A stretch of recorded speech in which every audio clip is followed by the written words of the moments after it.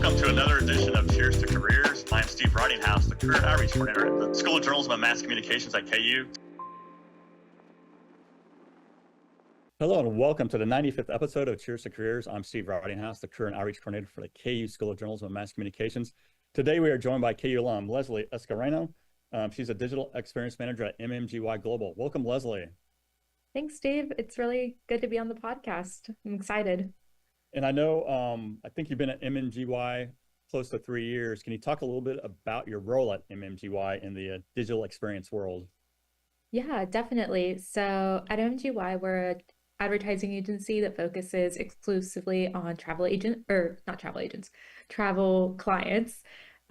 So in my particular role, I do website personalization and website strategy for all of our clients. So there's other departments that focus on all the fun advertising and media buys, and then I kind of take over the reins when clients come to think about their own website experiences and whether that be marketing themselves on their websites or marketing their partners and sharing the love there. So a lot of my day-to-day is in websites and behind the scenes on websites. And we also do a little bit of AI and chatbot work on behalf of our clients here. And I know MMGY, I mean, they do a lot with campaigns, branding, content creation, studio production, research. Do you have a certain specialty that you kind of focus on? Yeah, so I specialize primarily in website strategy and user experience. So figuring out if the website's performing well, are users staying on the website, or are they bouncing really quickly? How are they performing if they're coming from a specific ad placement? Really identifying the problem and then putting together a solution and then measuring it afterwards, seeing how the website performance is improved. That's really the bread and butter of what I do and the kind of role I've specialized in. And also identifying opportunities for websites to be improved. So doing audits of the websites and then helping guide that process along the way to the point where it gets handed off to a developer to actually implement those changes.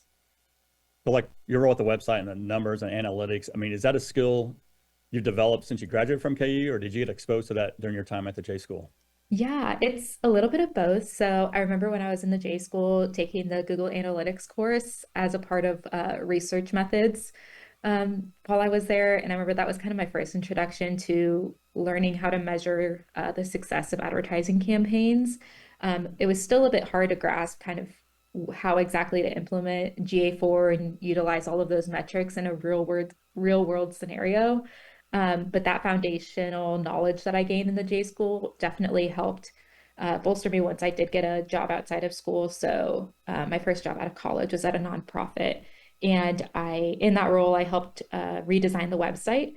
And part of that was implementing Google Analytics for the website to be able to track the performance of it. And then that kind of secondary introductory to website measurement is really what set me up for success for my current role, which was kind of taking a step back from a more general marketing position into a highly specialized website marketing position here at MMGY that I'm in currently. So a little bit of both. It definitely gave me the introduction, and then from there I kind of curated more knowledge along the way as I had some real world website examples to work from. As you mentioned, you started there at Arts KC. Was that transition to MMGY, was that a pretty smooth process, or what kind of went into your thinking about making that next career leap? Yeah, so Arts KC was a really great place to start my career. It was a nonprofit, so I was able to work with a really small team, which allowed me to wear multiple hats. So I was able to do public relations, writing press releases, and talking to local journalists, create social media content and manage the social media platforms. And as I mentioned, being a part of a website redesign, that whole process and that whole project of rebranding an organization and redoing a website was, I think, the highlight of my career at that point. Like, it was so much fun and I learned so much more about what I actually enjoyed doing. So after that project, that kind of was the catalyst that led me to believe, like, maybe I do want to pursue website and user experience more deeply rather than focusing on all these various aspects of marketing. So after that project, I started looking for roles that were tied to analytics, website design, website management, those kind of key phrases are what I was looking for in job descriptions. And I originally applied for a media analytics position here at MMGY. Got turned down, but the recruiter was really friendly during our initial call. She was like, "Hey, this might not be the best fit for you, but have you heard about this other position as a digital experience coordinator? It seems right up your alley, and if you're interested, happy to pass along your resume to the hiring manager." And from there, I was hired, and it's been a really fun time ever since. So you've kind of had two positions at MMGY, right? Coordinator to manager. Yes, yeah. So how long were you in the coordinator role? I believe I was in that role for a little over a year. So I Okay. started in May, and then the following year I was promoted during our annual review cycle. So about a year and a few months. Yeah. So was that a tough transition, or like making that leap from coordinator to manager? Were you just managing more projects, more people, or what was that process like? Yeah. So initially, as a coordinator, I did a lot of like the logistical things. So email correspondence with clients, actually building the personalization campaigns, and the content that was going to be included in the campaigns. And then as the year went on, just having conversations with my manager about like, oh, like I feel like I'm kind of growing into something else here. Like I'm taking more responsibility and more ownership of my work. So that was recognized and I was promoted to manager. And at that point, it was kind of a shift in expectations of myself and also what others expected of me of just some more independence. So I started leading client calls on my own and leading planning cycles and really just being more independent as an employee. So that's kind of the opportunity that presented itself with manager. It was really scary at first, like the idea of just doing all these things on my own and being self-sufficient without having that safety net. But it also just really catapulted me into a greater depth of knowledge, more confidence, and ultimately more career growth in the long term. And then now, actually, recently, I now have a direct report at my current job. So now I get the opportunity to learn how to manage and work together with another person on the team. So I'm really excited to see where this new journey takes me of managing another person and fostering a team environment. How long did it take you to kind of build that confidence? Are you still kind of working through that process? I mean, having that direct report. Yeah, so I'd say the confidence to be on my own and kind of handle projects and client workflows on my own, that took about a year just to get a hold on the agency world, the jargon, the ins and outs of the way things work. That took about a year just to get to know everything and know it well enough to have confidence to really know what I'm doing and really have that full breadth of knowledge to move things forward on my own. But from there, I think it's been easier ever since. Like I have that confidence, and my colleagues and my supervisors are really supportive and empowering and identifying, hey, that was a really good job. Like we'd love for you to, like, here's another opportunity to showcase your skills or to do this further. So having that really collaborative and really empowering environment has made it just that much more easier once I did have that initial once I had those roots planted, the environment around me made it really easy to further build that confidence and further grow. And I know here at the J School, we take pride in developing students, to do a wide variety of things. Are you doing now at MMGY what maybe you thought you might be doing at college, or did you have any idea you'd be doing what you're doing now? Not at all, at all. Because what was your dream job or goal? Yeah, my dream goal was to be in public relations, like be a PR girl.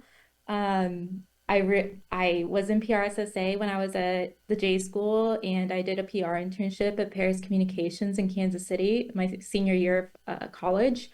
Um, and I was really thankful for that internship because as fun and amazing of an experience as it was, it kind of made me question like, is this actually truly really what I want to do? Like, do I find passion and joy out of this? And um, it started to plant that seed of like, maybe this isn't exactly like what I should pigeon myself into. Like maybe I should explore other options, which is where that first job out of college was a really great fit for me because I did do PR, but I did also get the opportunity to do social media, writing, website management, all of those other things that helped me further narrow down and cross off things that I wasn't particularly as interested in, and also learn that there's this world of website marketing and website management that really piques my interest, and it kind of led me here today. So And didn't you also, while you're at KU, spent some time with like the JTech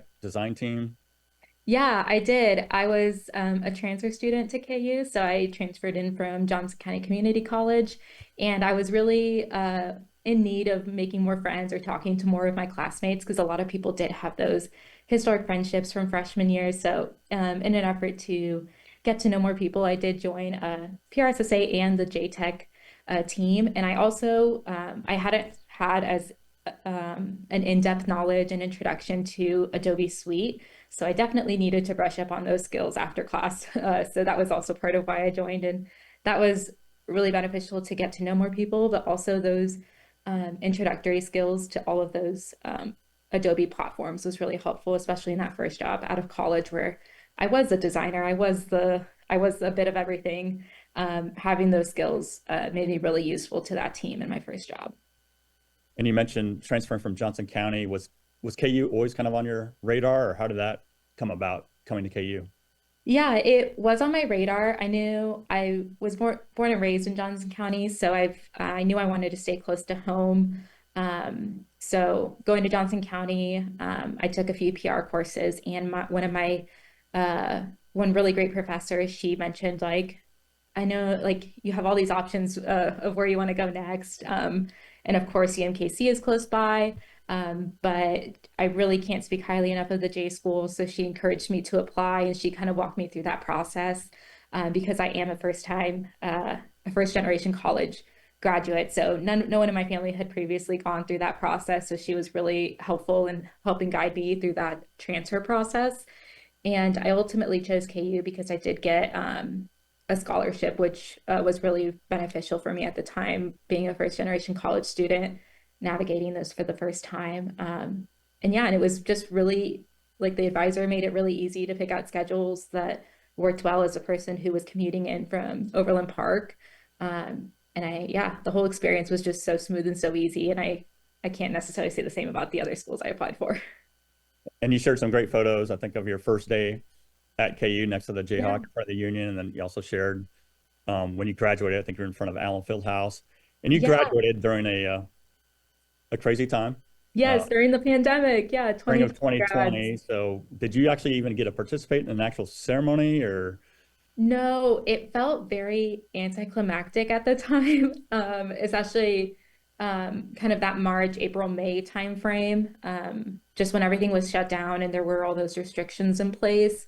I remember vaguely that there may have been an option to walk the next year or Yeah. at a later time. I didn't take advantage of that, and I kick myself all the time now for not, just because it was such a big milestone, and it just kind of felt like another Tuesday when I graduated because there wasn't a chance to celebrate how big of an accomplishment graduating from college is. But I've had siblings now that have graduated college, and I've lived vicariously through them.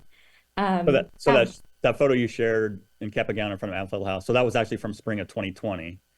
that was from I think September of 2020. I Oh, the fall of that fall. Okay. Yeah, it was that fall. I think it was during Okay. Labor Day weekend. So a lot of people were on campus because a lot of people had gone home for the long weekend. Okay. But my now husband, but boyfriend at the time, he's the one he was going to KU at the time when I was looking to transfer, so he's a tiny bit of the reason of why I chose to go to KU. But he graduated in December of 2019, and he was supposed to walk as well in May, and so both of us kind of had that lack of a celebration, and so we were like, we never even got to take graduation photos. Like, let's go. Like, we'll go on. We have nothing to do on a long weekend. So my sister very graciously offered to take a few photos of us just to have a core memory of standing in front of Allen Field House and being in our cap and gowns. It was special to at least have those photos. And I think I mentioned to you, I'm just horrible at documenting stuff. So I am very thankful that we took the time to do that. So graduating at that time, did you ever have those moments of doubt, like, what am I getting into? Am I prepared? Am I gonna have to wait longer than I normally would have to? I mean, what was going through your mind when all that happened? Yeah, it was a lot of doubt and a lot of uncertainty for sure. At that time, I was interning at Paris Communications, and it was spring break when kind of everything hit the fan. So I remember coming home from spring break, and I was super excited because I was going to get to work at Paris for the full week because I didn't have classes. And then I think it was that Friday they sent us home, and after that, like we never returned. We had our laptops from our internship and we continued to do work, but they did end up having to cut our internship short in April just because there were so many pauses on everything, on all marketing efforts from various clients. So that was a bit of like a scary thing. Like I didn't expect that to happen. And then graduating being virtual was unsettling or just kind of very anticlimactic, as I mentioned. And then finding a job out of college, I almost said high school, but out of college was really hard. Obviously, it's hard to any plans that you may have made or any intentions that you had for like, oh, I'm going to start applying for jobs in April or May, even like all of those plans just kind of went out the window with the pandemic. So it did take me until July when I landed that job. And it was actually through another fellow J school grad that I had met. She had already accepted a job position when she was reached out to by Arts KC, asking if she was interested, and she said can't because I already expected or accepted another job. But I have this really wonderful friend who's already or who's looking for a job, and she's equally as qualified. Like, would love to pass her resume along. And then from there, yeah, I interviewed for the position, and they hired me part time originally to cover somebody's maternity leave. And during that time, I did a good enough job that they agreed to hire me on full time and really grew the position based on my strengths. I started out as a program coordinator, like managing this art installation program. They knew I had a marketing background from college, and they started to kind of make projects or figure out where I could help them with marketing. And I grew into a marketing position there. Okay. And Yeah. also, I think I noticed on your LinkedIn profile, like the fall of your senior year, you're also involved in a undergraduate research poster session. Oh, yeah. Do you remember about that process? Yeah. The undergraduate research poster. I'm pretty sure that is from a They had like the journalism. Kansas diversity focus. Yes, it was journalism, diversity, and inclusion class with Terry Finneman was the instructor. And that I remember talking about that project in my internship interview, and I think even my first interview out of school. That project was just focused on calling out and highlighting kind of diversity and equity issues or kind of shortcomings in journalism. So the class was divided into groups that focused on different parts of newspapers. And I believe, I can't remember exactly which section of the newspaper I was covering, but there was a team focused on the front page of the newspaper, another team focused on the photography that was used, and other teams are focused on other components. But that really, I think, was my first introductory into, or my first introduction to really thinking about the importance of diversity, equity, and inclusion, not only in journalism, but in the workplaces of marketing, advertising, and journalism. So I remember carrying that forward into my work, even now, being a voice for uh, advocating for diversity and inclusion and representation in advertising and the messages that we send out to the world. And that's something that still follows me today. We have a lot of conversations in our day-to-day work life about like the accessibility of websites. Like a lot of people are really quick to put out a really beautiful website, but sometimes it's not readable or scannable by screen readers that people with disabilities utilize to get information from websites. So continuing to have that conversation in my workplace and in the things I do is still very much something that I'm really grateful I had that exposure to while in college. And Leslie, I know you shared some group photos. Now, were those photos from your time at KU, or are those from like your work at MMGY, or what's kind of the background on some of those group photos? Yeah, so there's a few photos. One I'm pictured at I'm wearing a blue top and a blazer, and I'm with Brianna Harrington, who was Okay. actually President. um, Yeah. president of PRSSA, and I was vice president, and we both interned at Paris Communications at the same time.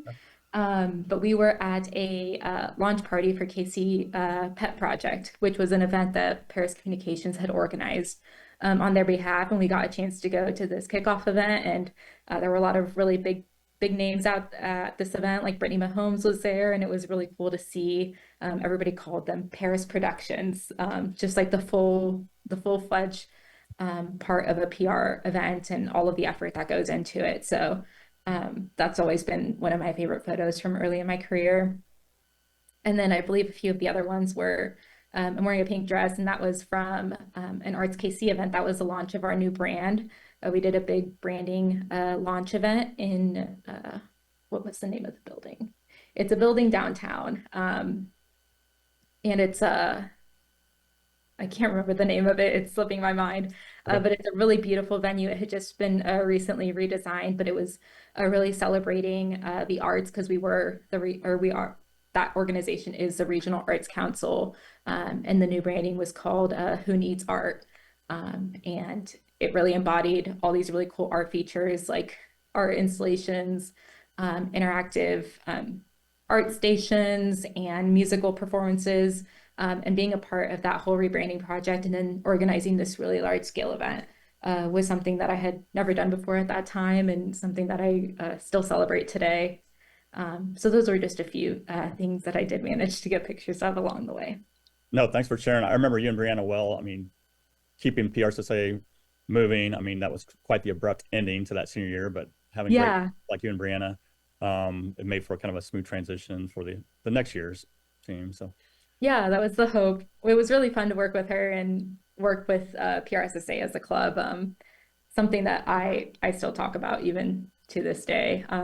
And I actually like had a chance to do a few things with the Kansas PRSSA chapter of just talking to some people who were like a part of the professional organization.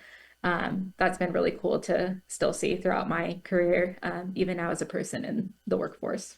okay.